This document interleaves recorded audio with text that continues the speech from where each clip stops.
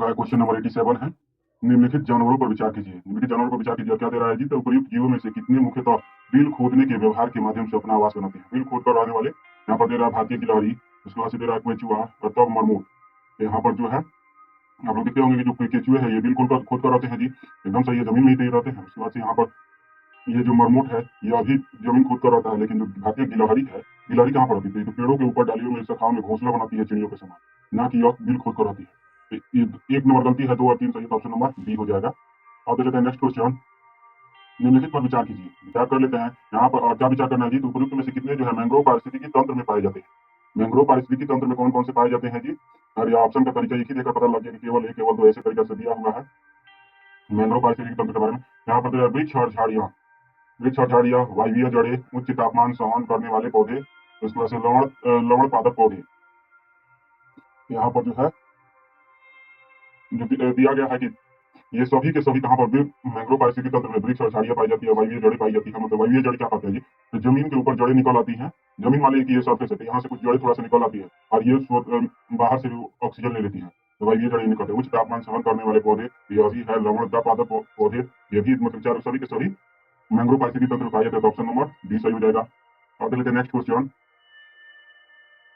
निम्नलिखित जीवों पर विचार कीजिए। विचार कर लेते हैं कौन से जीव के बारे में दे रहा है जी? तो यहाँ पर दे रहा है कि यहाँ पर कुछ जीव दे रहा है, उसके संदर्भ में दे रहा है उपयुक्त में से कितने जो है अपवर्तन अपराधाहारी के रूप में वर्गीकृत किया जाता है? किसके रूप में जी? तो अपराधाहारी हारी के रूप में वर्गीकृत किया जाता है। यहाँ पर दे रहा है केवल 2, केवल 3 ऐसे का ऑप्शन दिया हुआ है। अंत में सभी 5 करके दिया हुआ, तो देख लेते हैं कौन से अपराधाहारी। अपराधाहारी मतलब कि सड़े हुए पदार्थों को एकदम मिट्टी बना देना। तो कौन कौन से है जी जो अपराधाहारी जीव के उदाहरण है? यहाँ पर दे रहा है केचुए, उसके बाद से गिद्ध, गोबर भृंग, जेलीफिश, कण खजूरा। यहाँ पर जो है अपराधाहारी, तो यहाँ पर ये केचुए हैं, अपराधारी हैं, गोबर भृंग भी होते हैं और कण खजूरे भी होते हैं। ये सब अपराधारी किसको कहते हैं? जो सड़ा गला पदार्थ हो, एकदम सड़ जाए। जैसे केचुआ देखते होंगे सड़े गले क्षेत्र में ही होता है, जहाँ पर सड़ा हुआ घास फूस, पेड़ पौधा या फिर कोई भी जीव ही मरा हो, तो मतलब सड़ा हुआ हो, तो उसको खाकर ये लोग क्या करते हैं? उसको पचाकर मिट्टी बनाने का काम करते हैं। तो ये केचुआ जो है ऐसे सड़े हुए पदार्थों का करता है। गोबर भृंग गोबर को पचाकर मिट्टी बना देता है। कण खजूरा जो है जो सूखी हुई लकड़ी होती है, लकड़ियों को खराब करके, मतलब कि खा करके उसको बना देता है मिट्टी। यहाँ पर तीनों के 3 तो सही है। ये जेली फिश नहीं है और ना ही गिद्ध है। ऐसा गिद्ध मांसाहारी है भले ही, ये भी मरे हुए जीवों को खाते हैं, लेकिन अपराधारी की श्रेणी में ये नहीं आते। यहाँ पर 3 तो सही है, तो ऑप्शन नंबर बी हो जाएगा। केवल 3 ऑप्शन सही है। देखिए नेक्स्ट क्वेश्चन। मोलानिस्टिक मेलानिस्टिक बाघों के संबंध में निम्नलिखित कथनों पर विचार करना है। और क्या विचार करना है? सही या फिर गलती? तो सही कथन पर विचार करना है मेलानिस्टिक बाघ के संदर्भ में। ऑप्शन का तरीका केवल एक, केवल दो ऐसे करके दिया हुआ है। तो हम लोग देख लेते हैं मेलानिस्टिक बाघ के संदर्भ। मेलानिज्म बाघों में आनुवंशिक उत्परिवर्तन के परिणाम स्वरूप होता है।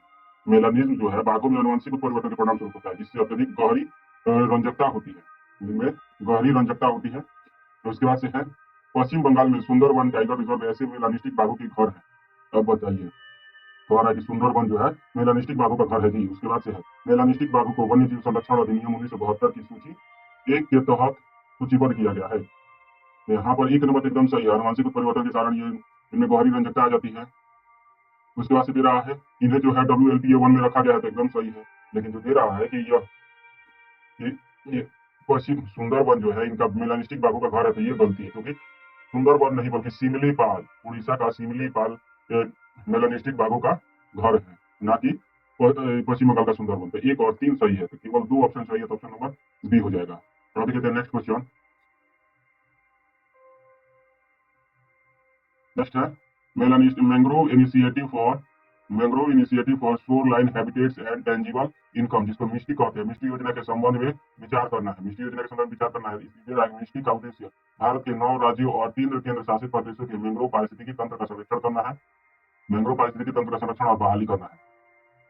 9 राज्य और 3 केंद्र शासित मैंग्रोव पारिस्थितिकी तंत्र का संरक्षण और बहाली करना है। उसके बाद दे रहा है मिस्टी योजना के तहत सरकार स्थानीय समुदायों को वित्तीय सहायता प्रदान कर रही है, ताकि मैंग्रोव वृक्षारोपण संबंधी गतिविधियों को शुरू किया जा सके।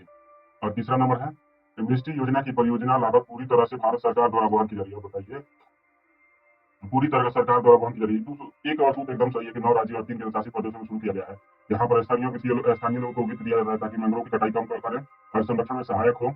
दूसरा नंबर भी सही है। तीसरा नंबर और है कि वो सिर्फ भारत सरकार वित्त देती है। तो बताइए, राज्य अलग अलग बदल रहे हैं, राज्य बदल रहे हैं, क्षेत्रफल बदल रहा है, वन बदल रहा है। वन किस सूची में आया जी? तो राज्यों और ये राज्यों के सूची में रखा गया था कि यहाँ पर राज्य का विषय होना चाहिए, तो यहाँ पर केवल केंद्र सरकार कैसे दे सकते हैं। यहाँ पर तीसरा नंबर गलती है, दोनों मिल कर देते हैं। यहाँ पर 1 और 2 सही, ऑप्शन नंबर डी केवल 2 सही हो जाएगा। अब देखिए the next question, Indian state of forest reporting, इसको ISFR बोलते हैं, 2023 के संबंध में विचार करना है। ISFR 2023 के संबंध में विचार करना है। क्या विचार करना है जी, तो सही कथन पर विचार कर लेना है। 2023 के अनुसार, ISFR 2023 के अनुसार उड़ीसा में भारत का सबसे बड़ा मैंग्रोव क्षेत्र, आप बताइए उड़ीसा को हो रहा है ये। उसके बाद से है ISFR 2023 के अनुसार देश में कुल मैंग्रोव आवरण देश के कुल भौगोलिक क्षेत्र का 15% है। मैंग्रोव आवरण देश के भौगोलिक क्षेत्र का 15%। अब बताइए सब, ये कह रहा है कि उड़ीसा में सर्वाधिक मैंग्रोव है, तो कहाँ पर है, तो पश्चिम बंगाल में ना है, क्योंकि सुंदरबन है। तो फर्स्ट नंबर का दूसरा नंबर दे रहा है कि 15% केवल मैंग्रोव ही हो जाएंगे जी। इनका भौगोलिक कितना क्षेत्रफल है, 0.15% है, ना कि 15%।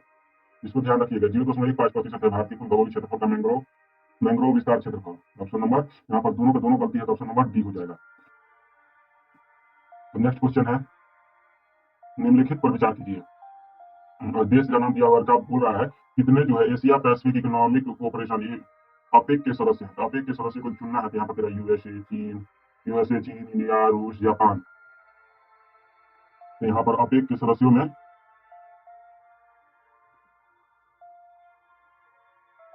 यहाँ पर कौन कौन से होंगे जी अपेक के सदस्यों में।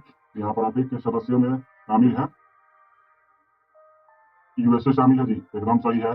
चीन भी शामिल है, और यहाँ पर जापान भी शामिल है। तो यहाँ पर कितने सही है जी, 3 तो सही है। सॉरी, यहाँ पर 1 तो रूस भी शामिल है अपेक में। यहाँ पर 4 देश शामिल है, तो ऑप्शन नंबर सी हो जाएगा। अब देखते हैं नेक्स्ट क्वेश्चन, शतरंज के संबंध में निम्नलिखित कथनों पर विचार कीजिए। शतरंज के संबंध में विचार करना है, और क्या विचार करना है जी, तो सही कथन पर विचार कर लेना है। यहाँ पर दिया हुआ है ग्रैंड मास्टर का खिताब अंतर्राष्ट्रीय ओलंपिक समिति द्वारा प्रदान किया जाता है।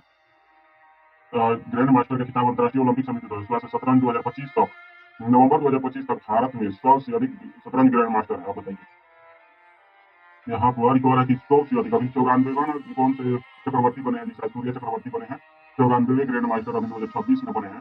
तो 25 में कह रहा है कि 100 पहुंच गए, एकदम सरस गलती है। उसके बाद 1 नंबर है, ग्रैंड मास्टर का खिताब IOC देता है, इंटरनेशनल ओलंपिक कमेटी देता है, एकदम सरस गलती है। यह कौन देता था, FIDE होता है, फेडरेशन ऑफ FIDE द्वारा दिया था इसको। यहाँ पर FIDE द्वारा दिया था, ना कि IOC द्वारा दिया था। तो यहाँ पर दोनों गलती है, तो ऑप्शन नंबर डी हो जाएगा आंसर। अब देखते हैं नेक्स्ट क्वेश्चन, तीन वैली नेशनल पार्क और तिब्बर वन्यजीव अभ्यारण्य निम्नलिखित बायोस्फीयर रिजर्व में से किसका हिस्सा है। किस बायोस्फीयर रिजर्व का हिस्सा है जी, तो तीन वैली नेशनल पार्क। यहाँ पर तेरा सीप, मुलबसर, नंदा देवी, तो सिमलीपाल, अचानक मार्कस। वास्तव में देखिए तो तीन वैली है कहाँ पर जी, तो ये पड़ता है हिमाचल प्रदेश में पड़ता है, तो सीप मुलबसर का नहीं हिस्सा हो जाएगा, ऑप्शन नंबर ए हो जाएगा। अब देखते हैं नेक्स्ट क्वेश्चन,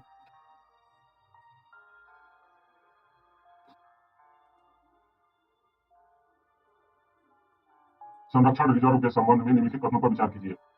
विचार कर लेते हैं। इन्हें राज्य सरकार द्वारा अधिसूचित किया जाता है जी संरक्षण रिजर्व को। उसके बाद से इन्हें किसी भी निजी या सामुदायिक भूमि में घोषित किया जाता है। यहाँ पर संरक्षण रिजर्व, और जो किसी नेशनल पार्क या वन्यजीव अभ्यारण्य का हिस्सा नहीं है होती है। उसके बाद यहाँ पर संरक्षण रिजर्व के भीतर रहने वाले लोगों के अधिकार इसकी घोषणा के बाद प्रभावित नहीं होते हैं। सरकार विचार करना है, तो सही कथन पर विचार कर लेना है। सही कथन पर विचार करना यहाँ पर दे रहा है केवल 1 और 2, 2 और 3, 1 और 3। यहाँ पर जो है सही हो जाएगा। यहाँ पर 1 नंबर जो दे रहा है कि इन्हें राज्य सरकार द्वारा सूचित किया, एकदम सही है। लेकिन यहाँ पर जो है किसी भी निजी या सामुदायिक भूमि घोषित नहीं किया जा सकता। बताइए, किसी भी आ गया, ये जौहर की पुड़िया आ गया, तो कैसे सही हो सकता है, एकदम दरअसल गलती। तीसरा नंबर एकदम सही है कि रहने वाले लोगों के अधिकार और इसकी घोषणा के बाद प्रभावित नहीं होते हैं, तो एकदम सही है, ऑप्शन नंबर सी सही हो जाएगा। 1 और 3 दोनों के दोनों सही है। अब देखते हैं नेक्स्ट क्वेश्चन, GSAT 7R जिसे CMS 03 भी कहा जाता है, के बारे में विचार करना है। क्या विचार करना है, तो इसे सतीश धवन एक्सप्रेस के अंदर SDSC के संदर्भ में श्रीहरिकोटा से launch vehicle mark 3 LVM-3 M5 द्वारा लॉन्च किया गया था। इसके बाद से दे रहा है, यह एक संचार उपग्रह है जिसे विशेष रूप से भारतीय नौसेना के लिए सुरक्षित मल्टी बैंड लिंक प्रदान करने के लिए डिजाइन किया गया है। तो यहाँ पर 1 नंबर एकदम सही है कि LVM-3 से प्रस्तुत किया गया था, और यह एक मल्टी बैंड लिंक है, एकदम सही है। और यहाँ पर दे रहा है इसरो द्वारा निर्मित अब तक का सबसे भारी स्वदेशी संचार उपग्रह है। अब बताइए ये कैसे होगा जी, हम लोग का सबसे बड़ा LV-M3 होगा सबसे बड़ा। यहाँ पर तीसरा नंबर गलती हो जाएगा, तो ऑप्शन 1 और 2 सही, ऑप्शन नंबर ए हो जाएगा। तीसरा नंबर गलती। अब देखते हैं नेक्स्ट क्वेश्चन।